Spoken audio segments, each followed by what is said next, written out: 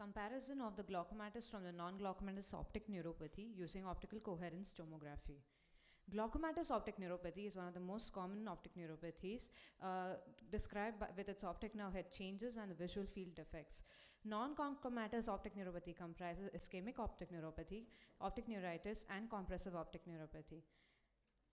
Differentiating non-glaucomatous from glaucomatous optic neuropathy is difficult due to its different natural history, treatment, systemic association, and vision impairment.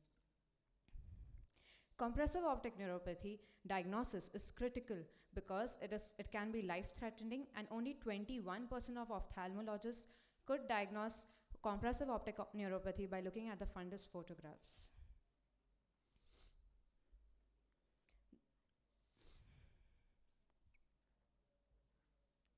The cup size assessment is challenging in most cases due to the arbitrary reference plane distinguishing the rim from the cup. Elevated intraocular pressure is a risk factor for glaucomatous but not useful for differentiating between glaucomatous and non-glaucomatous optic neuropathy. The newly diagnosed glaucomatous optic neuropathy had an intraocular pressure of less than 22 millimeters in 50% of US and Japanese population, and hence there's a need to develop an objective measurement to aid in differentiating glaucomatous from non-glaucomatous optic neuropathy. The recent description of the measurement of the minimum rim width at the Brooks membrane opening is said to provide an objective measurement of cupping. The aim of my study was to differentiate glaucomatous with non-glaucomatous optic neuropathy using the same method. An ethics committee approval was taken. 20 patients of glaucomatous and 20 of non-glaucomatous optic neuropathy were considered. Informed written consent was taken. Inclusion criteria was pale optic disc, intraocular pressure less than 21 millimeters of mercury, and open angles. Exclusion criteria was secondary glaucoma, age less than 18 years of age, media opacities, clinical evidence of diabetic retinopathy and macular degeneration, and patients unwilling to undergo MRI scans.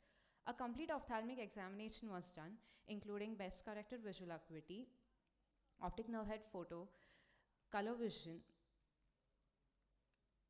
intraocular pressure and visual field effects, and optical coherence tomography measuring minimum rim width Brooks membrane opening. So the OCT protocol for the same minimum rim width Brooks membrane opening was radial scans of 24 equally distributed high-resolution 15-degree scans were taken on the optic nerve head, which were further segmented into 6 sectors.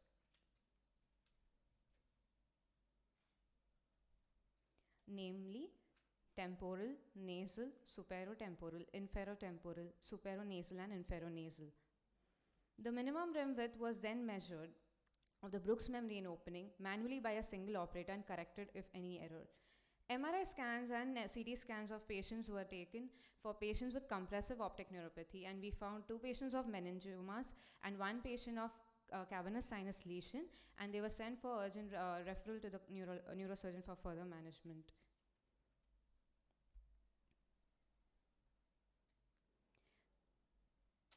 Twenty glaucomatous and 20 non-glaucomatous optic neuropathy patients were included in my study.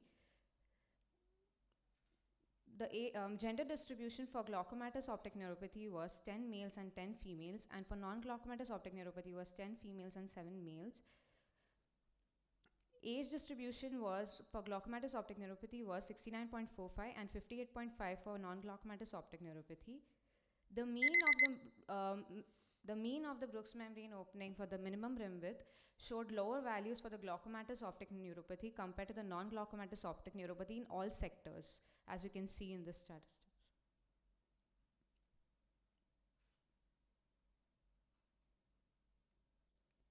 The study demonstrates that minimum rim width Brooks membrane opening provides a good objective differentiation between the 2 groups in tightly phenotypic clinic-based population of glaucomatous and non-glaucomatous optic neuropathy.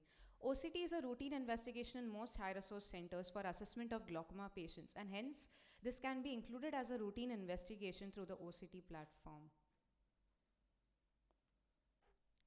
The possibility of non-glaucomatous optic neuropathy could alert the clinician for prompt treatment and need for other investigations like MRI scan, color vision, reassessing the visual fields, or re-examination of the disc to consider evaluation of pallor rather than cupping. These results only help in differentiating glaucomatous from non-glaucomatous, but do not provide any aid in subtyping the specific non-glaucomatous, which have been already presented. Larger study samples for less common non-glaucomatous optic neuropathy and compressive optic neuropathy may help to identify characteristic OCT findings that may assist in differentiating each of these conditions from glaucoma, which is a big challenge otherwise.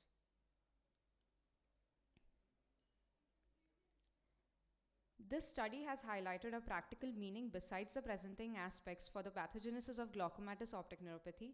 It may lead to rediscuss whether the patients with ophthalmological diagnosis of normal pressure glaucoma need neurological examination and the need of objective assessment of optic cupping with the aid of minimum rim with Brooks membrane opening measurements in OCT to differentiate glaucomatous from non-glaucomatous optic neuropathy.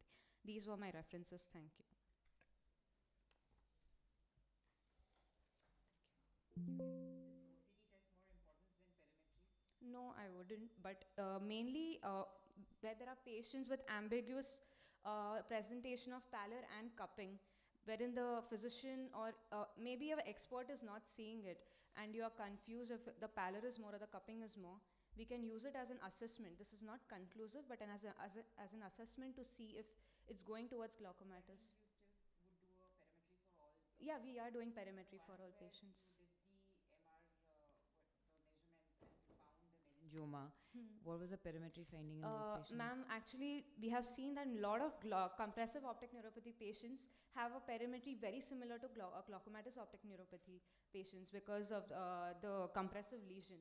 So we have seen there are papers that have said that perimetries cannot be conclusive of patients, especially of compressive optic neuropathy.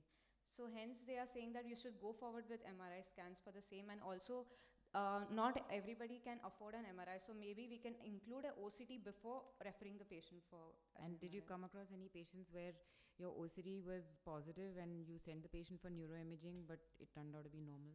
Yes, ma'am, there have been patients So which we have been. then that's an expensive affair, right? Yes, ma'am. So I think we but should ruling, concentrate more on basics rather than OCD, because like you said, OCD is still an expensive machine, and in the general population, like a medical, I mean, like for a small setup, you may still Ma'am, not but have an OCT. So you're saying that every patient where in doubt, you would want ma'am, an OCT? it's only in scenarios where there's a benefit of doubt, because these patients, if they have a compressive lesion, it can be very life-threatening. And there have been patients being treated for glaucoma only to realize So later. compressive lesions would definitely show some changes on the perimetry.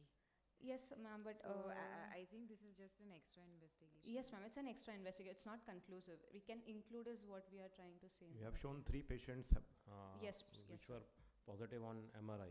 Okay, Yes, 2 sir. patients were having meningioma and one was Yes, having sir. cavernous Yes, sinus sir. lesion.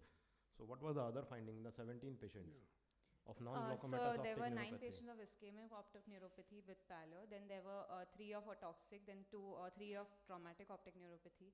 There were other non-glaucomatous optic Because you neuropathy. have not shown in the results, na, ki what were the I've shown in the pie chart. I didn't. Okay, you have shown in the pile chart. Yes. Because your mean age was 58 in the non-glaucomatous. Hmm. And you are saying ischemia was there. So Yes, mainly sir. ischemia is though patient, they are hypertensive and more towards the advanced The age. higher That means, age, yeah. yes, sir. But the 2 Because your- patients that we had of compressive and toxic were a little younger age. So Okay, thank you.